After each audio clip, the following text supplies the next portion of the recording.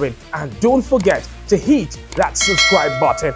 We're going to be having a look at Manchester United against Manchester City in the Manchester Derby, of course, that we just witnessed a couple of hours ago in that Community Shield final. It ended 1-1, it went to penalties, and you would say sadly, Manchester City have won it. Yes, they finally have it. Who knows if they go ahead to win this Premier League season? But on this episode, we'll be having a look at some few takeaways from a Manchester United point of view and what, of course, you stand to look out for if you are a fan based on what you witnessed in that game just some few hours ago. From a defensive point of view, Manchester United, yes, were able to ride their luck early on in that game, but eventually, of course, they found that defensive solidity and were able to keep players like Erling Haaland quiet in that game. So what does that tell us? Well, we're able to look through and look at the positional change and the positional adjustment coming from the manager Erik and then we realize that Manchester United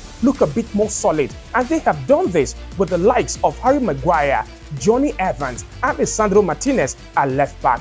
When you also put into consideration that a player like Lenny Yoro is out injured, players of course like Lindelof on the edge of being phased out, and there are two more players of course to join the defense in the means in the fold of Mazraoui and Matthias de Ligt, you begin to, you know what, just lick your lips to understand what Erik ten Hag and Manchester United will be cooking in that defense, because they took no prisoners and completely held their own in that game against Manchester City. Interesting times ahead. How about the midfield from a Man United point of view?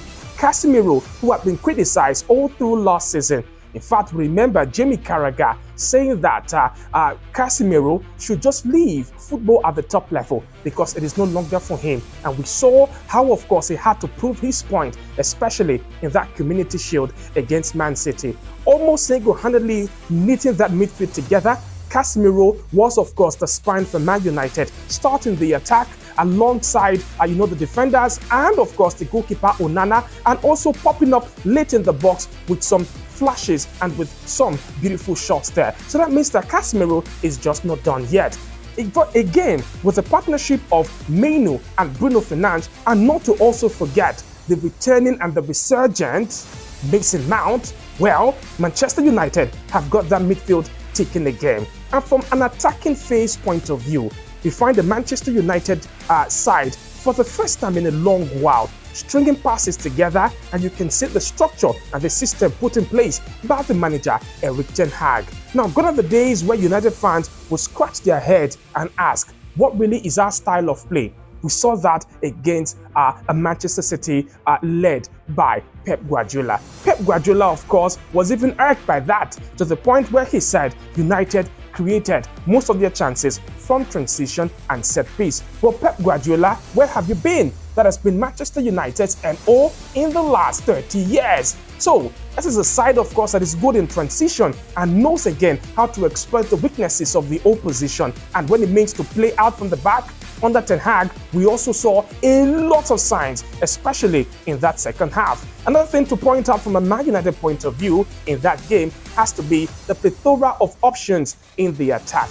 United started with players like Ahmad, and also, of course, in the attack, players like Mason Mount, Bruno Fernandes, and Marcus Rashford. It was the fluidity that we witnessed. It was, again, the pace that we saw, a breath of fresh air. And from a United point of view, Ten Hag having the luxury of having players like Pelistri and now Garnacho. Now that boy is poised to have a big season into this new 2024-2025 season. It is the options, it is the variety that Erik ten Hag now has with this Manchester United attack that has given the fans a whole lot to be optimistic about and looking forward to.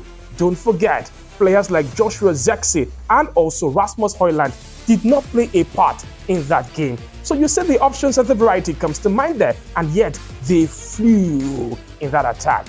One player again that comes to mind for the future for this season has to be Garnacho.